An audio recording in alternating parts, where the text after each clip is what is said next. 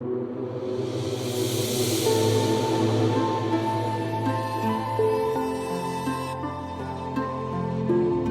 आज का अपना टॉपिक है एनिमल किंगडम। एनिमल किंगडम एक बहुत लंबा टॉपिक है। प्लीज़ इसको ध्यान से सुनना, क्योंकि इसमें बहुत याद भी करना है, बहुत समझना भी है। शुरू के सारे पार्ट को समझना है, बाद में याद करना है। तो प्लीज़ इसको ध्यान से सुनना और साथ साथ याद करते रहना, नहीं तो बाद में बहुत ज़्यादा बर्डन हो जाता है, बैकलॉग हो जाएगा, याद नहीं होगा ये।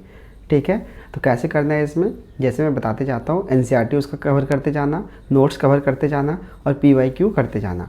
ठीक है, उस इतना तो करके रखना, नहीं तो सब भूल जाओगे एनिमल किंगडम में। तो देखते हैं पहले एनिमल किंगडम में हम क्लासीफाई कैसे करते हैं। किसी भी, जैसे प्लांट किंगडम में भी हम क्लासीफाई कर रहे थे, कुछ बेसिस होता था उसके क्लासिफिकेशन का ना। उसी तरह एनिमल किंगडम में बेसिस होता है क्लासिफिकेशन का, कि किस बेसिस पे हम क्लासिफिकेशन करते हैं। सबसे पहला बेसिस जो है वो ऑर्गेनाइजेशन है। जैसे एक सेल होता है, बहुत सारे सेल मिलकर क्या बनाता है, टिश्यू बनाता है। बहुत सारे टिश्यू मिलकर क्या बनाता है, ऑर्गन बनाता है। ऑर्गन से ऑर्गन सिस्टम, ऑर्गन सिस्टम से पूरा बॉडी बनता है। बट बहुत इसमें देखो ध्यान से, अगर मान लो सिर्फ उसका बॉडी सेल से बना हुआ है और वो टिश्यू नहीं बना रहा, तो उसको बोलेंगे सेलुलर लेवल ऑफ ऑर्गेनाइजेशन। अगर मान लो कि उसका जो बॉडी है ना, सेल से टिश्यू बन चुका है, बट टिश्यू से ऑर्गन नहीं बन रहा, ठीक है, और उसके बॉडी में टिश्यू ही है, मतलब उसमें ऑर्गन नहीं बन रहा, उतना ज़्यादा वो डेवलप नहीं है कि उसमें ऑर्गन बन सके, तो उसको टिश्यू लेवल ऑफ ऑर्गेनाइजेशन बोलेंगे। अगर मान लो टिश्यू ऑर्गन या ऑर्गन सिस्टम बना लिया, तो उसको हम लोग बोलेंगे ऑर्गन लेवल ऑफ ऑर्गन या organ system level of organisation. ठीक है, तो जितना ज़्यादा हम हाइयर जाते जाएंगे फाइलम में, एनिमल किंगडम के फाइलम में जितना ज़्यादा हम आगे जाते जाएंगे, उतना ज़्यादा अपना एडवांस होता जाएगा। मतलब जैसे पहला फाइलम पोरीफेरा है। पोरीफेरा जो होता है ना, वो टिश्यू लेवल का होता है ऑर्गेनाइजेशन। ठीक है यहाँ तक। और अगर हम जैसे ह्यूमन की बात करें, मैमल्स की बात करें, तो वो कैसा होता है, organ system level of organisation होता है। तो ऐसे यहाँ तक क्लियर है ना। ये लास्ट में सारे एग्जांपल्स में लास्ट में एक साथ कंसोलिडेट करूँगा, अभी बस समझो इसको। ठीक है, ये समझ में आ गया ऑर्गेनाइजेशन। अगला जो है ना वो सिमिट्री। अब ध्यान से देखना, या तो ऑर्गेनिज्म एसिमेट्रिकल होगा, बिल्कुल सिमिट्री नहीं होगा। सो सिमिट्री का मतलब पता है ना, कि बॉडी को 2 पार्ट्स में डिवाइड कर पा रहे हैं या नहीं कर पा रहे, या रेडियल सिमिट्री होगा या बायलेटरल सिमिट्री होगा। अगर हम वन प्लेन से अगर बॉडी को 2 पार्ट्स में डिवाइड कर पाएंगे, सिमिलर पार्ट्स में डिवाइड कर पाएंगे, तो इसको हम लोग बोलेंगे बायलेटरल सिमिट्री। ह्यूमन क्या है, बायलेटरल सिमिट्री है। अगर हम बीच से डिवाइड करें, जैसे ये स्कॉर्पियन है, यहाँ से अगर बीच से डिवाइड करें, तो ये क्या होगा, 2 इक्वल हाफ में डिवाइड हो जा रहा है, तो ये बायलेटरल सिमिट्री है। ठीक है, यहाँ तक। ह्यूमन क्या है, ह्यूमन भी बायलेटरल सिमिट्री है। रेडियल सिमिट्री, इसमें देखो एक इस प्लेन से ऐसे, इस प्लेन से इसको डिवाइड किए हैं, तो ये 2 पार्ट्स में बॉडी डिवाइड हो गया है। बट इस प्लेन में भी डिवाइड करें तो भी ये 2 पार्ट्स में डिवाइड हो जाए।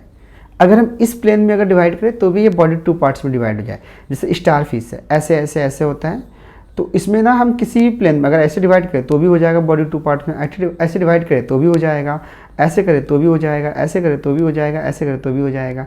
तो अगर मान लो कि अगर दो से ज़्यादा प्लेन में अगर बॉडी को डिवाइड किया जा सकता है, 2 या 2 से ज़्यादा प्लेन अगर बॉडी को डिवाइड कर रहा है 2 इक्वल्स हाफ में, तो उसको रेडियल सिमिट्री बोलते हैं।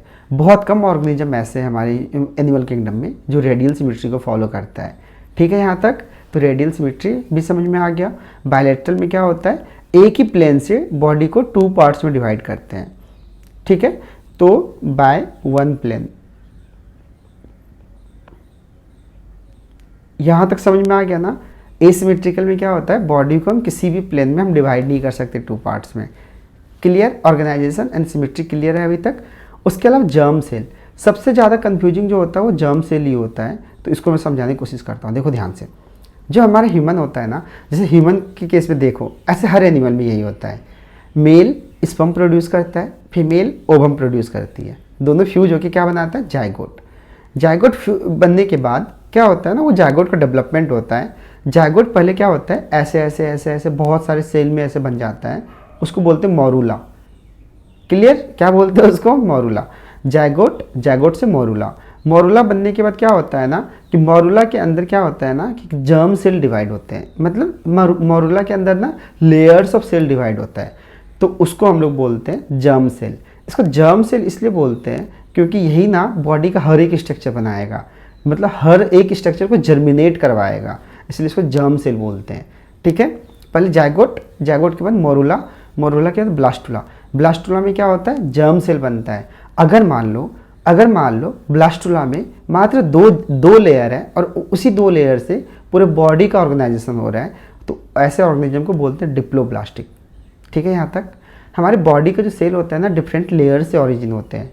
अगर वो 3 लेयर से ओरिजिन हो रहा है तो उसको बोलते हैं ट्रिप्लोब्लास्टिक। समझ में आ गया? अगर ब्लास्टुला में 2 लेयर्स है ओनली तो उसको हम लोग क्या बोलते हैं? डिप्लोब्लास्टिक। डिप्लोब्लास्टिक अगर 2 लेयर्स है ना, तो जो अंदर का लेयर है उसको इंडोडर्म, जो अंदर का लेयर है उसको इंडोडर्म, और जो बाहर का लेयर है उसको आउटर लेयर को इक्टोडर्म। ठीक है, यहाँ तक। जैसे इस केस में देखो, अंदर का जो लेयर है ना वो क्या है? इंडोडर्म। जो बाहर का लेयर है ना, बाहर का जो सेल का लेयर है ना, उसको इक्टोडर्म। अगर मान लो 3 लेयर्स हैं तो इनर वाले को इंडोडर्म, ध्यान से सुनना, इनर वाले को इंडोडर्म, बाहर वाले को इक्टोडर्म, और जो बीच वाला लेयर है ना उसको मीजोडर्म। ठीक है, बीच वाले को मीजोडर्म, बाहर वाले को इक्टोडर्म, अंदर वाले को इंडोडर्म। Clear clear clear. देखो ध्यान से, इन दोनों, ये डिप्लोब्लास्टिक है, ये ट्रिप्लोब्लास्टिक है। इसमें 3 लेयर्स है, इसमें 2 लेयर्स है, 2 लेयर्स ऑफ सेल है। बट इसमें देखो यहाँ पे बीच में कुछ दिख रहा है तुम्हें ऐसे। ये जो होता है ना, ये क्या होता है? ये सेल का लेयर नहीं है, इसको तुम मत समझ जाना ट्रिप्लोब्लास्टिक से। ये सेल का लेयर नहीं है। सेल को दिखाने के लिए ऐसे यूज किया गया है ना, बट ये सेल का लेयर नहीं है। तो ये क्या है? ये क्या है? कुछ प्रोटीनेशियस सब्सटेंस है जो इन दोनों लेयर के बीच में है, इक्टोडर्म और इंडोडर्म लेयर के बीच में, जिसको मीजोगिलिया बोलते हैं। ये सेल नहीं है, ये क्या? प्रोटीन्स है। ठीक है, ये क्या? प्रोटीन्स है। मीजोगिलिया जो होता है वो अनडिफ्रेंशिएटेड होता है, मतलब बिल्कुल ऐसे नॉर्मल होता है, कोई डिफ्रेंशिएशन नहीं होता है। तो अब मैंने क्या बताया? जाइगोट से मोरुला, मोरुला से ब्लास्टुला। ब्लास्टुला में 2 लेयर्स होते हैं, जर्म लेयर। कौन कौन सा? डिप्लोब्लास्टिक है तो इक्टोडर्म, इंडोडर्म। अगर ट्रिप्लोब्लास्टिक है, इक्टो, मीजो, इंडोडर्म। ठीक है, यहाँ तक। अब देखो ध्यान से, ऑर्गेनिज्म जितना ज़्यादा एडवांस होगा वो उतना ज़्यादा ट्रिप्लोब्लास्टिक होगा। डिप्लोब्लास्टिक बहुत कम ऑर्गेनिज्म है। ठीक है, यहाँ तक। ठीक है, अब ये लेयर्स का क्या काम है? ये एम्ब्रियो में जो लेयर बना है ना, ब्लास्टुला के अंदर जो जर्म लेयर बना है ना, इन लेयर्स का कुछ काम होता है। जैसे देखो ध्यान से, जो अपना इंडोडर्म है, ध्यान से सुनना, इंडोडर्म जो है ना वो क्या क्या बनाता है? पूरा का पूरा डाइजेस्टिव ट्रैक को बनाता है। ठीक है, डाइजेस्टिव ट्रैक पूरा का पूरा जो डाइजेशन करता है, इसको ना GIT भी बोल सकते हैं, गैस्ट्रो इंटेस्टिनल ट्रैक। ठीक है, कहीं ये भी लिखा हो सकता है। पूरा पूरा रेस्पिरेटरी सिस्टम को बनाता है। ठीक है, तो इंडोडर्म लेयर का जो सेल है ना वो क्या क्या बनाता है? डाइजेस्टिव एंड रेस्पिरेटरी सिस्टम को बनाता है। ठीक है, यहाँ तक। इक्टोडर्म का जो लेयर है ना वो बाहर का लेयर है। बाहर का लेयर क्या बनाएगा? स्किन बनाएगा। उसके अलावा जो न्यूरॉन से रिलेटेड जितनी चीज़ है ना सब बनाएगा। जैसे CNS, central nervous system. Central nervous system के अंदर ब्रेन और स्पाइनल कॉर्ड आता है। उसके अलावा आई भी जो है ना ये एक्टोडर्मल ऑरिजिन का होता है, बहुत ज़्यादा इंपॉर्टेंट है ये। उसके अलावा एड्रिनल मेडुला, एड्रिनल ग्लैंड होता है ना, एड्रिनल ग्लैंड का 2 पार्ट्स होते हैं, एड्रिनल कॉर्टेक्स, एड्रिनल मेडुला। ये भी बनता है इक्टोडर्म से। प्लीज़ अभी इसको याद रखना, बाद में ये बहुत ईजी हो जाएगा तुम्हारे लिए। 12th में ना ये अच्छे से बताया हुआ रिप्रोडक्शन चैप्टर में, तो वहाँ पर ये बहुत ईजी हो जाएगा। ठीक है, उसके अलावा मीजोडर्म से क्या क्या बनता है? इसके अलावा बॉडी में जो भी बचा रह गया ना वो मीजोडर्म से बनता है। जैसे जितने बोन है, कार्टिलेज, ब्लड, हार्ट, ये सब जो भी है ना, सर्कुलेटरी सिस्टम, ये सब सारा का सारा कहाँ से बनता है? मीजोडर्म से बनता है। और सर्कुलेटरी सिस्टम के अलावा एक्सक्रीटरी सिस्टम,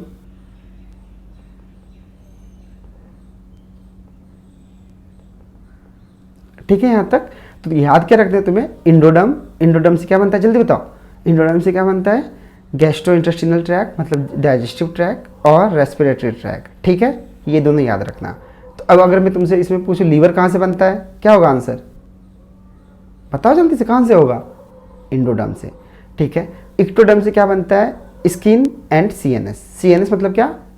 CNS मतलब सेंट्रल नर्वस सिस्टम। उसके अंदर आता है ब्रेन एंड स्पाइनल कॉर्ड आता है। ठीक है, ब्रेन एंड स्पाइनल कॉर्ड। अगर मैं पूछूं ब्रेन पिनियल ग्लैंड का किससे बना हुआ है? पिनियल ग्लैंड किसका पार्ट है? ब्रेन का पार्ट है। वो किससे बना हुआ है? इक्टोडर्म से। ठीक है, स्किन समझ में आ रहा है। उसके अलावा 2 एग्जाम्पल और याद करवाया था मैंने, आई और एड्रिनल मेडुला।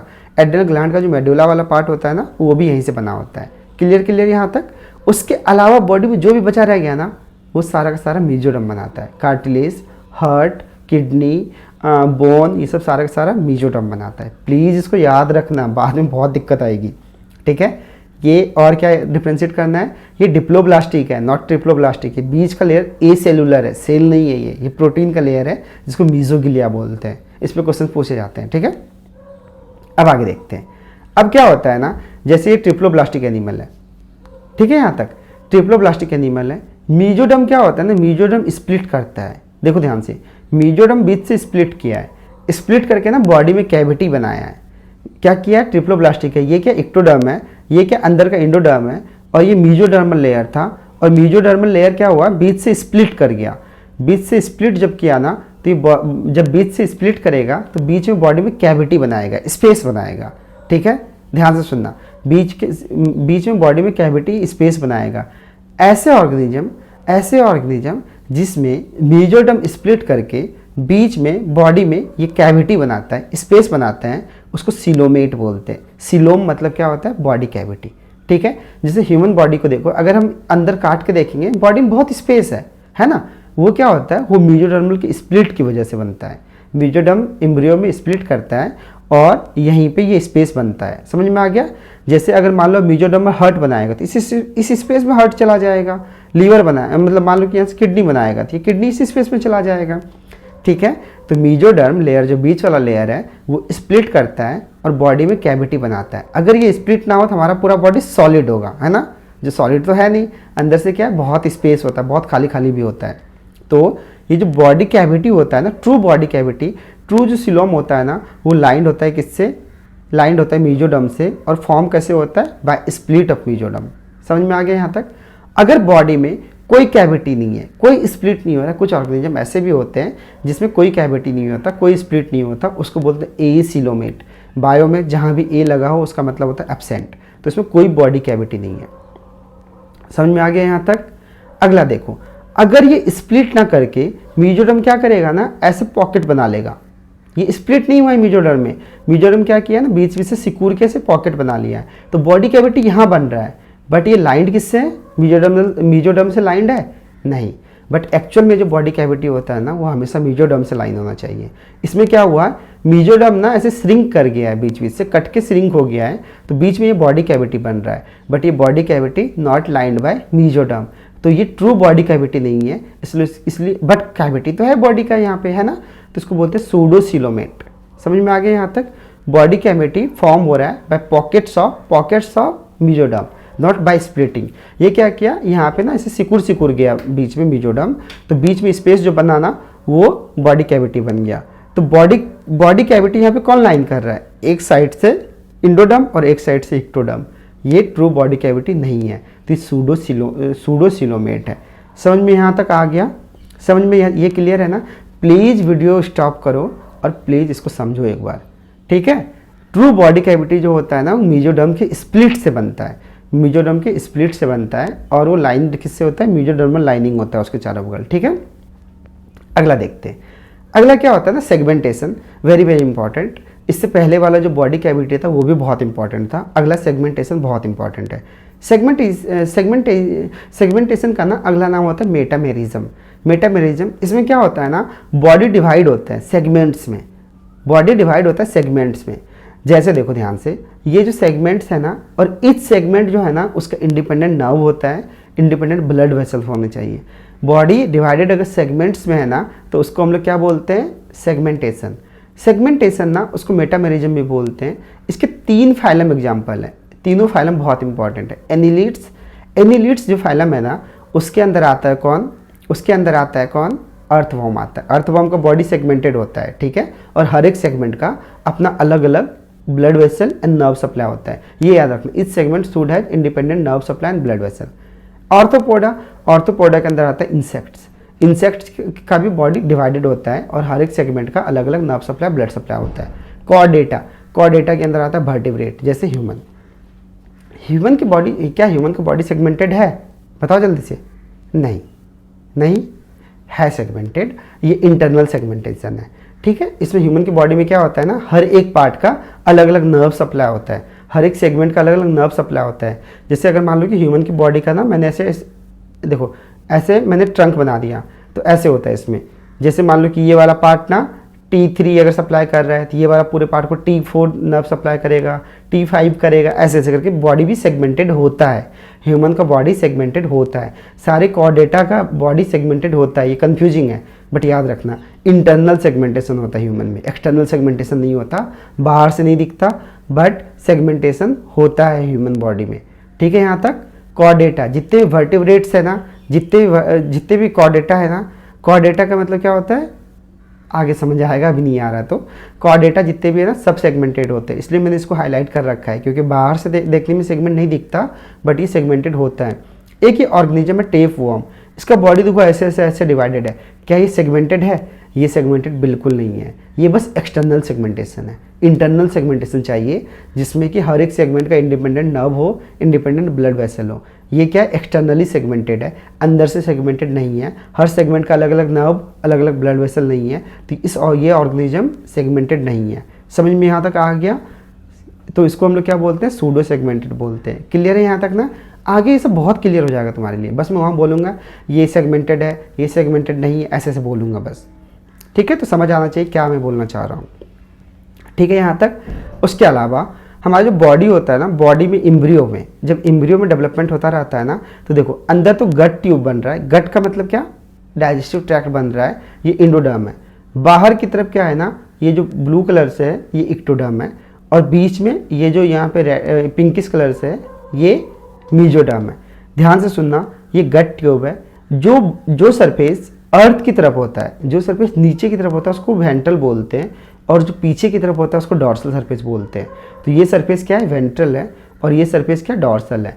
अब देखो ध्यान से, यहाँ पे गट ट्यूब बन रहा है, डाइजेस्टिव ट्रैक्ट बन रहा है। मीजोडर्म में ना एक ट्यूब लाइक स्ट्रक्चर बन रहा है, सॉरी मीजोडर्म में ना एक सॉलिड स्ट्रक्चर बन रहा है। मीजोडर्म में ना एक सॉलिड स्ट्रक्चर बन रहा है। ये सॉलिड स्ट्रक्चर जो है ना, इस सॉलिड स्ट्रक्चर को नोटोकॉर्ड बोलते हैं। इसके जस्ट ऊपर इक्टोडर्म में न्यूरल, यहाँ पे एक ना हॉलो ट्यूब बन रहा है जो न्यूरल ट्यूब जिसको बोलते हैं। समझ में यहाँ तक आ गया? कोई दिक्कत नहीं ना? ये जो होता है ना, ये नोटोकॉर्ड जो होता है ना, ये सॉलिड होता है, और न्यूरल ट्यूब जो होता है ना, ये हॉलो ट्यूब होता है। तो यहाँ पे ध्यान से सुनना, मीजोडर्म में एक सॉलिड ट्यूब बन रहा है जिसको नोटोकॉर्ड बोलते हैं, सॉलिड ट्यूब है जो नोटोकॉर्ड है। और इक्टोडर्म लेयर में, अभी याद करना पड़ेगा ये क्योंकि ये ना 12th में समझ आएगा एम्ब्रियोलॉजी के साथ साथ। और जो यहाँ पे ये बाहर वाला जो लेयर है ना, इक्टोडर्म जो है ना, इसमें एक हॉलो ट्यूब लाइक स्ट्रक्चर बन रहा है जिसको न्यूरल ट्यूब बोलते हैं। ठीक है, न्यूरल ट्यूब जो है ना, ये फाइनली एडल्ट बॉडी में जाके स्पाइनल कॉर्ड बनाता है। स्पाइनल कॉर्ड समझ में आ रहा है ना, क्या होता है? क्या होता है, अपना जो वर्टिब्रल कॉलम है ना, उसके बीच में नर्व मतलब रन करता रहता है, उसको स्पाइनल कॉर्ड बोलते हैं। अगर अभी नहीं समझ आ रहा है ना, ये समझ आ जाएगा धीरे धीरे। अभी तुम बस क्या करो ना, गूगल पे जाके सर्च करो स्पाइनल कॉर्ड क्या होता है। ठीक है, तो इसमें देखो ध्यान से, पीछे जो है ना, ये जो ऐसे हॉलो ट्यूब बन रहा है, ये क्या है, न्यूरल ट्यूब है। न्यूरल ट्यूब बाद में जाके क्या बनाएगा, स्पाइनल कॉर्ड बनाएगा एंड ब्रेन बनाएगा। ठीक है, स्पाइनल कॉर्ड एंड ब्रेन बनाएगा। और ये जो नोटोकॉर्ड है ना, ये क्या बनाएगा, वर्टिब्रा बनाएगा। ठीक है, यहाँ तक समझ में आ गया? तो अगर मैं पूछूं तुमसे, नोटोकॉर्ड ऑरिजिन कैसा है इसका, कैसा दिख रहा है यहाँ पे, पिंकिश कलर का, मतलब notochord is mesodermal in origin. Neural tube का अगर मैं ऑरिजिन पूछूं तो क्या ऑरिजिन है इसका, इक्टोडर्मल इन ऑरिजिन। क्लियर यहाँ तक? नोटोकॉर्ड जो होता है ना, वो सॉलिड होता है, मतलब इसके पीछे गैप नहीं होता, और न्यूरल ट्यूब जो होता है ना, वो हॉलो होता है। ये एम्ब्रियोलॉजी की बात कर रहे हैं, मतलब अंदर के स्ट्रक्चर की बात कर रहे हैं। ठीक है यहाँ तक? अगर मैं पूछूं नोटोकॉर्ड का location with respect to neural tube, तो notochord is ventral to neural tube बोल सकते हैं ऐसे। इसको रिवर्स में ऐसे बोल सकते हैं, neural tube is dorsal to notochord, ऐसे बोल सकते हैं। ठीक है, तो एनसीईआरटी में ना बस ये लिखा हुआ है, ventral in location with respect to neural tube, ये लिखा हुआ है, और न्यूरल ट्यूब को डॉर्सल लिखा हुआ है। डॉर्सल मतलब ये पीछे है, और ये वाला ना न्यूरल ट्यूब के रिस्पेक्ट में आगे है, तो इसलिए ventral in location with respect to neural tube. Clear यहाँ तक? ये बहुत इंपॉर्टेंट है। अगर ऑर्गेनिज्म के पास नोटोकॉर्ड है, नॉट न्यूरल ट्यूब, अगर नोटोकॉर्ड है तो उसको कॉर्डेटा बोलते हैं, अगर नोटोकॉर्ड नहीं है तो उसको नॉन कॉर्डेटा बोलते हैं। सेगमेंटेड ऑर्गेनिज्म के अंदर मैंने क्या लिया था, 3 एग्जाम्पल लिया था, क्या, एनिलिड्स और ऑर्थोपोड्स और कॉर्डेटा, मतलब ऐसे ऑर्गेनिज्म जिसके पास नोटोकॉर्ड हो उसको कॉर्डेटा बोलते हैं। ठीक है। नोटोकॉर्ड जिसके पास हो उसको कॉर्डेटा, और जिसके पास नोटोकॉर्ड नहीं हो उसको नॉन कॉर्डेटा। क्लियर यहाँ तक, ठीक है। अब आगे देखते हैं। अगला जो है ना ब्लड सर्कुलेशन है। Circulation is very important. दो तरह का सर्कुलेशन हो सकता है एनिमल किंगडम में, एक क्लोज टाइप, एक ओपन टाइप। क्लोज टाइप में क्या होता है ना, ये हार्ट है, हार्ट के बाद क्या हुआ, यहाँ पे आर्टरी है, आर्टरी में ब्लड गया, आर्टरी में जाने के बाद ना ब्लड कैपिलरी में गया। कैपिलरी क्या होता है, छोटे छोटे पतले पतले वेसल्स के नेटवर्क होता है। उसके लिए वेन में गया, वेन में जाने के बाद ये क्या हुआ, यहाँ से फिर से किस में गया, हार्ट में गया। क्या ये ब्लड कहीं से भी एग्जिट कर रहा है बाहर? नहीं कर रहा। ब्लड इसमें क्या हो रहा है, एक सर्कुलेटरी लूप में चल रहा है, ठीक है। तो ऐसे सिस्टम को close type of circulatory system बोलते हैं, ठीक है। इसमें कैपिलरी सिस्टम होता है, क्योंकि यहाँ पे एक पूरा ट्यूब का कनेक्शंस है, तो इसमें हाई प्रेशर मेंटेन होता है, ठीक है। अब देखो ध्यान से, इसमें क्या हो रहा है ना, ये हार्ट है, यहाँ से आर्टरी से ब्लड आया, बट यहाँ पे कैपिलरी नहीं है, और ये ब्लड क्या हो पूरे बॉडी में फैल गया, बॉडी कैविटी में फैल गया। फिर ये जो वेन है ना, बॉडी कैविटी से ब्लड को कनेक्ट किया, फिर से हार्ट पे ले आया, तो ये बीच में ना ये ओपन हो जाता है, बॉडी कैविटी में चला जाता है। तो बॉडी कैविटी को क्या बोलते थे, सिलोम बोलते थे ना, हाँ सिलोम बोलते थे, क्योंकि अब इस सिलोम में ब्लड भर गया तो हीमोसील बोलेंगे बॉडी कैविटी को। अब क्या बोलेंगे, हीमोसील बोलेंगे, ठीक है। यहाँ तक इसमें क्या हो रहा है, हार्ट है, आर्टरी है, फिर उसके कैपिलरी नहीं है, और डायरेक्टली ये क्या हो रहा है, सारा का सारा ब्लड बॉडी कैविटी में जा रहा है, बॉडी कैविटी से फिर से ब्लड कलेक्ट हो रहा है और फिर से हार्ट में जा रहा है। क्योंकि बॉडी कैविटी को सिलोम बोलते हैं, और क्योंकि ब्लड भर गया बॉडी कैविटी में तो इसको हम लोग बोलेंगे हीमोसील, ठीक है। यहाँ तक कोई दिक्कत नहीं, ठीक है। तो इसमें कैपिलरी सिस्टम नहीं होता, क्योंकि कैपिलरी सिस्टम नहीं होता तो इसमें क्योंकि ये कनेक्टेड नहीं है, तो इसमें लो बीपी इसमें होगा, इसमें हम हाई बीपी मतलब हाई ब्लड प्रेशर मेंटेन नहीं कर सकते, ठीक है। यहाँ तक तो यहाँ पे क्या होता है, ब्लड जो है ना आर्टरी से बाहर आ जाता है, बॉडी कैविटी में चला जाता है, और क्या बॉडी कैविटी को फिल हो जाता है किससे, ब्लड से, जिसको हीमोसील बोलते हैं। इसके एग्जांपल्स ना एक्सट्रीमली इंपॉर्टेंट है। तो क्लोज टाइप का एग्जांपल जो होता है ना, ह्यूमन बॉडी में कैसा होता होगा, ये होता होगा, क्योंकि ये एडवांस टाइप है, ठीक है। तो एनिलिड्स कौन था, अर्थवॉर्म। उसके बाद सिफेलोपोडा ऑफ मोलस्क। मोलस्क ना एक अलग फाइलम है जिसमें स्नेल्स आता है, तो सिफेलोपोडेटा में ना ऑक्टोपस आता है, तो ऑक्टोपस में भी क्लोज टाइप होता है। और जितने भी वर्टिब्रेट्स हैं ना, सब में होता है क्लोज टाइप, ह्यूमन वर्टिब्रेट्स के अंदर आएगा। अभी ये सब एग्जांपल्स ना आगे समझ आएगा अच्छे से, ठीक है। तो वर्टिब्रेट्स के अंदर ह्यूमन आता है, तो ह्यूमन में भी क्लोज टाइप होता है। अब जो ओपन टाइप है ना, इसके एग्जांपल बहुत इंपॉर्टेंट, ऑर्थ्रोपोडा के अंदर आता है सारे इंसेक्ट्स में ना ओपन टाइप होता है। मोलस्क एक्सेप्ट सिफेलोपोडा, क्योंकि मोलस्क का जो सिफेलोपोडा है ना वो क्लोज टाइप होता है। तो मोलस्क, इकाइनोडर्मेटा के अंदर आता है स्टारफिश, तो स्टारफिश में भी ओपन टाइप होता है। हेमिकॉर्डेटा, अभी आगे समझाऊंगा हेमिकॉर्डेटा क्या होता है। और कुछ कॉर्डेट, सारे कॉर्डेट नहीं, कुछ कॉर्डेट, जैसे ट्यूनिकेट्स नहीं एग्जाम्पल याद आ रहा है, कोई बात नहीं, अभी समझ तो आ रहा है ना, इस चैप्टर के लास्ट तक सब समझ आ जाएगा, क्योंकि पूरे चैप्टर से एग्जाम्पल है यहाँ पे, ठीक है। यहाँ तक ये समझ में आ गया, क्लोज टाइप, ओपन टाइप। चलो आगे देखते हैं। एम्ब्रियोनिक डेवलपमेंट में क्या होता है ना, कि जैसे इंडोडर्म है, इंडोडर्म से मैंने क्या बताया था तुम्हें, जल्दी बताओ, दो तरह का ऑर्गेनिज्म, या तो डिप्लोब्लास्टिक या ट्रिप्लोब्लास्टिक, ठीक है।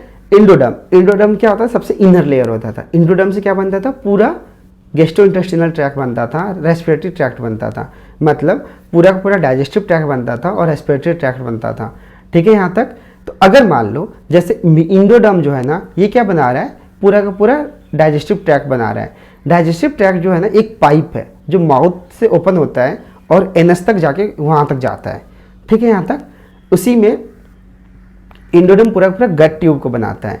अगर ध्यान से सुनना, गट ट्यूब में पहले माउथ बन रहा है या पहले एनस बन रहा है, ध्यान से सुनना, पहले माउथ बन रहा है या पहले एनस बन रहा है, उसके बेसिस पे हम लोग क्या करते हैं, ऑर्गेनिज्म को डिवाइड करते हैं। इंडोडर्म क्या बनाता है, जीआईटी गैस्ट्रोइंटेस्टाइनल पूरा डाइजेस्टिव ट्रैक्ट बनाता है। अब इसमें देखते हैं पहले माउथ बन रहा है या पहले एनस बन रहा है, उसके बेसिस पे हम डिवाइड करते हैं। अगर माउथ पहले फॉर्म होता है तो प्रोटोस्टोमेट, प्रोटो मतलब क्या होता है पहले, स्टोमेट मतलब क्या होता है माउथ। और अगर एनस पहले फॉर्म हो रहा है तो उसको क्या बोलते हैं, ड्यूटेरोस्टोमेट। ड्यूटेरो मतलब लेट, स्टोमेट मतलब माउथ बाद में बना। ध्यान से सुनना, ये हमेशा काम आएगा। हमेशा ना जो एडवांस ऑर्गेनिज्म है ना, वो क्या करता है, अपना वेस्ट मटेरियल को पहले निकालने का व्यवस्था करता है। तो अगर मान लो कि यहाँ पे ये एनस पहले बना रहा है, मतलब वेस्ट मटेरियल को निकालने का पहले व्यवस्था हो रहा है, तो ये क्या होगा, हायर ऑर्गेनिज्म में होगा। ये हर जगह होता है कि वेस्ट मटेरियल को निकालने का क्या होता है, पहले तरीका बनाया जाता है, ताकि देखो जैसे एनएस इसमें फर्स्ट, अगर एनएस पहले बन रहा है तो मतलब क्या हुआ, वेस्ट मटेरियल को पहले निकालने का तरीका बना रहा है ये, तो उसमें उसको हम लोग क्या बोलेंगे, माउथ बाद में बनेगा तो उसको बोलेंगे ड्यूटेरोस्टोमेट। तो इसका एग्जांपल होगा इकाइनोडर्मेटा। इकाइनोडर्मेटा के अंदर कौन आता है, स्टारफेस, हेमिकॉर्डेटा और सारिकॉर्डेटा। कॉर्डेटा मतलब क्या, ह्यूमन भी इसमें आ जाएगा। ह्यूमन भी ड्यूटेरोस्टोमेट होता है, मतलब माउथ हमारा बाद में बनता है, पहले एनस बनता है, ठीक है, एम्ब्रियो में। अगर माउथ पहले बन रहा है, इसका मतलब है वो प्रोटोस्टोमेट। प्रोटो मतलब अर्ली, स्टोमेट मतलब माउथ। तो इसमें क्या होगा, प्लेटीहेल्मिन्थ से शुरू करो और मोलस्क तक सारे के सारे फाइलम जो है ना, वो सबके सब फाइलम में एम्ब्रियोनिक डेवलपमेंट में प्रोटोस्टोमेट होता है फीचर्स। क्लियर यहाँ तक। अब इन्हीं सब बेसिस पे ना हम लोग डिवाइड करते हैं एनिमल किंगडम को इनटू 11 फाइलम, ठीक है। एनिमल किंगडम को 11 फाइलम में डिवाइड करते हैं। देखो यहाँ पे मैंने ऐसे बना रखा है, इसको मैं बाद में समझाऊंगा, उससे पहले हम लोग देखते हैं एनसीईआरटी का। ये किंगडम एनिमिलिया है। अगर मैं आर एच विटाकर सिस्टम से चलूं तो ये क्या होता है, multi cellular plus eukaryotic plus not having cell wall.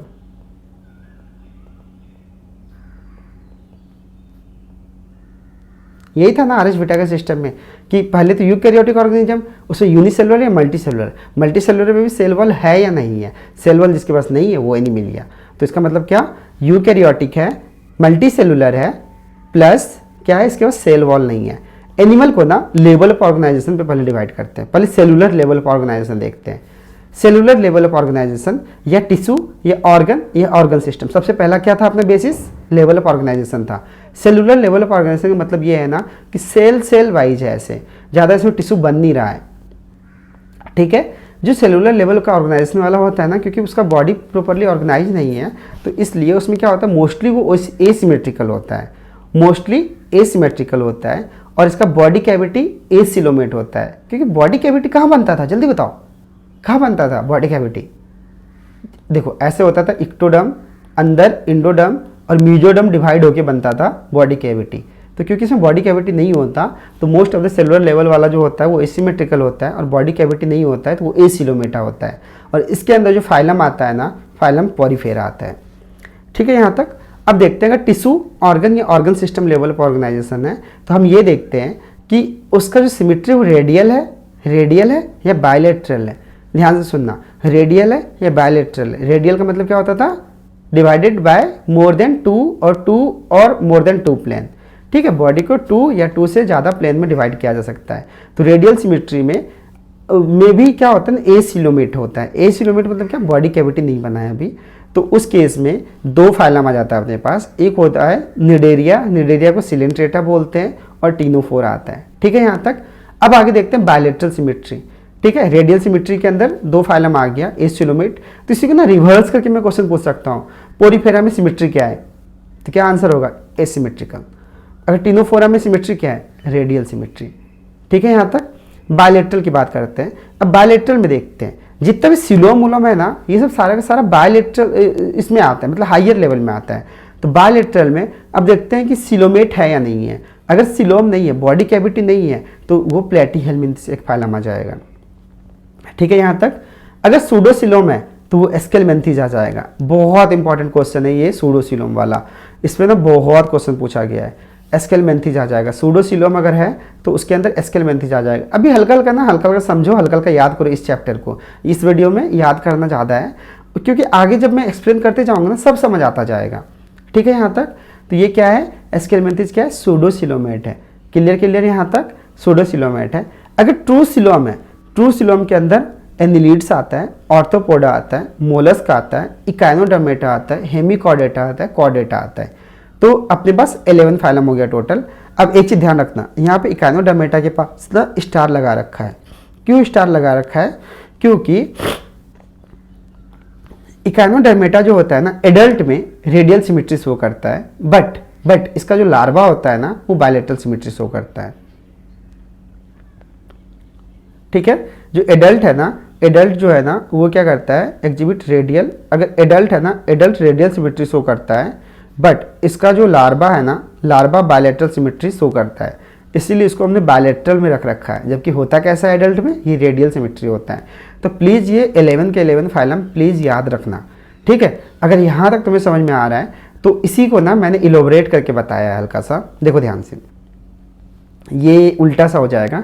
Kingdom Animalia ये सब तो हमने डिस्कस कर ही लिया है ना, ठीक है। टोटल 11 फाइलम यहाँ पे हो गया, इसको डिस्कस कर लिया हमने। अब देखते हैं सेगमेंटेड ऑर्गेनिज्म कौन कौन से थे इसमें, ठीक है। ये हल्का सा उल्टा हो गया क्योंकि टेबल लंबा था यहाँ पे। सेगमेंटेड ऑर्गेनिज्म कौन कौन था, मेटामेरिज्म किस में था, मेटामेरिज्म मतलब क्या, सेगमेंटेशन। सेगमेंटेशन एनिलीड्स में था, ऑर्थोपोडा में था एंड कॉर्डेटा में था। तो एनिलीड्स, ऑर्थोपोडा एंड कॉर्डेटा में सेगमेंटेड एनिमल था, ठीक है यहाँ तक। उसके अलावा ये जितने के जितने ये नीचे है ना, प्लेटीहेल्मिन्थ्स के नीचे जितने हैं ना, ये सारे ट्रिप्लोब्लास्टिक होते हैं, ठीक है। उससे पहले का जो ये होता है ना, ये डिप्लोब्लास्टिक होता है। इसमें ना ब्लास्ट पे हम कमेंट नहीं करते क्योंकि सेलुलर लेवल ऑफ ऑर्गेनाइजेशन है, इसमें टिश्यू बन ही नहीं रहा है, तो इसमें ब्लास्ट पे कमेंट नहीं करते। तो डिप्लोब्लास्टिक कौन कौन हो गया, सिलेंट्रेटा और टीनोफोरा। उसके नीचे जितने भी प्लेटीहेल्मिन्थ्स के बाद जितने भी है ना, सारे के सारे ट्रिप्लोब्लास्टिक है। क्लियर यहाँ तक ट्रिप्लोब्लास्टिक है, ये समझ में आ गया ना, ठीक है। उसके बाद अगला जो है ना, जर्म लेयर के बेसिस पे हमने ये कर लिया। नोटोकॉर्ड के बेसिस पे देखते हैं। नोटोकॉर्ड के बेसिस पे अगर हम देखेंगे ना, कॉर्डेटा को छोड़ के किसी में भी नोटोकॉर्ड नहीं होता, तो सारे के सारे क्या हो जाएंगे, नॉन कॉर्डेटा, ठीक है। कॉर्डेटा में ही सिर्फ नोटोकॉर्ड होता है और उसके अलावा और किसी में नोटोकॉर्ड नहीं होता, तो और सब क्या हो जाएगा, नॉन कॉर्डेटा, ठीक है। इम्ब्रायनिक डेवलपमेंट के बेसिस पे देखते हैं, क्योंकि इसमें ना जर्म लेयर, इसमें ये ट्रिप्लोब्लास्टिक है ही नहीं। ट्रिप्लोब्लास्टिक में ही प्रॉपर डेवलपमेंट होता है, मतलब गट ट्यूब का डेवलपमेंट होता है, तो ये इतना ट्रिप्लोब्लास्टिक है ही नहीं। तो इसमें इम्ब्रायनिक जर्म लेयर पे ना हमने कमेंट, मतलब उस पर गट ट्यूब पे ना कमेंट ही नहीं किया। तो गट ट्यूब पे कमेंट कहाँ से शुरू करेंगे, हम यहाँ से शुरू करेंगे। प्लेटीहेल्मिन्थ से लेके मोलस्का तक, यहाँ तक जो है ना, यहाँ तक आता है प्रोटोस्टोमेट। कहाँ तक, मोलस्का तक प्रोटोस्टोमेट आता है। प्रोटोस्टोमेट मतलब क्या, पहले माउथ का फॉर्मेशन करता है, उसके बाद जितने भी फाइलम है ना, सारे के सारे ड्यूट्रोस्टोमेट होते हैं। यह क्लियर है ना, प्लीज इसको देखो, इसी से सारे एग्जांपल्स इससे पहले सेट हो जाएंगे, ठीक है। फाइलम का नाम याद होना चाहिए। अभी तक जो जो मैंने रीड करवाया है ना, प्लीज इसको याद करना। एक बार रिवाइज करते हैं। सेगमेंटेड कौन कौन है, एनिलीड्स, ऑर्थोपोडा, कॉर्डेटा।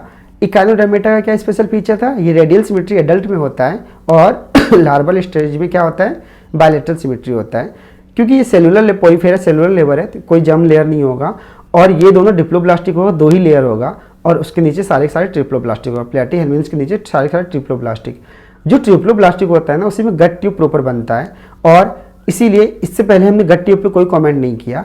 और यहाँ से लेके प्लेटीहेल्मिन्थ से लेके मोलस्क तक जो है ना, प्रोटोस्टोमेट है, पहले माउथ बनाता है, उसके बाद फिर ड्यूटेरोस्टोमेट है, बाद मतलब इसमें क्या होता है, बाद में माउथ बनता है, ठीक है। यहाँ तक कॉर्डेटा में नोटोकॉर्ड होता है, उसके अलावा और सब में नोटोकॉर्ड नहीं होता, इसलिए और सबको नॉन कॉर्डेटा बोलते हैं। क्लियर, प्लीज़ इसको रिवाइज करो, एनसीईआरटी से रिवाइज करो, नोट से रिवाइज करो, और क्योंकि ये ना बेसिस है तुम्हारा आगे का। मैं हर फाइलम में पूछ दूंगा, जैसे मान लो कि पूछ दूंगा मोलस्क में बताओ कौन सा ऑर्गेनिज्म है, ट्रिप्लोब्लास्टिक है। उसके अलावा पूछ दूंगा सिमेट्री क्या है, बायलैटरल सिमेट्री है। उसके अलावा पूछ दूंगा कॉर्डेटा है, नॉन कॉर्डेटा या नॉन कॉर्डेटा है, नॉन कॉर्डेटा है ये। मोलस्क क्या है, प्रोटोस्टोमेट है या ड्यूटेरोस्टोमेट है, प्रोटोस्टोमेट है, ठीक है। ऐसे पूछूंगा, सब पता होना चाहिए तुम्हें। प्लीज़ इस टेबल को क्या करो, कॉपी करवाओ और अपने स्टडी टेबल के आगे चिपकाओ, क्योंकि ये ना बहुत इंपॉर्टेंट है पूरे चैप्टर के लिए, ठीक है। क्योंकि इसी से ना 5-6 पॉइंट तो इसी से बन जाएगा। यहाँ तक बिल्कुल समझ में आ रहा है ना, यहाँ तक समझ में आ रहा है, तो अगला टॉपिक अपना पोरीफेरा है, उस फाइलम, उसको आगे डिस्कस करते हैं। देखो इसके नोट्स में डिस्क्रिप्शन में डाल दूंगा, वहाँ से जाके डाउनलोड कर लेना, और प्लीज़ रिवाइज करो एनसीईआरटी नोट्स, एनसीईआरटी। इसके अलावा और कुछ रिवाइज नहीं करना है। इसके क्वेश्चंस जहाँ से भी करना है क्वेश्चंस करो, ठीक है, और इस टेबल को चिपका के रखना, ठीक है। और अगर लेक्चर पसंद आ रहा है तो लाइक करो, शेयर करो, सब्सक्राइब करो। मिलते हैं अगले टॉपिक पे, बाय बाय।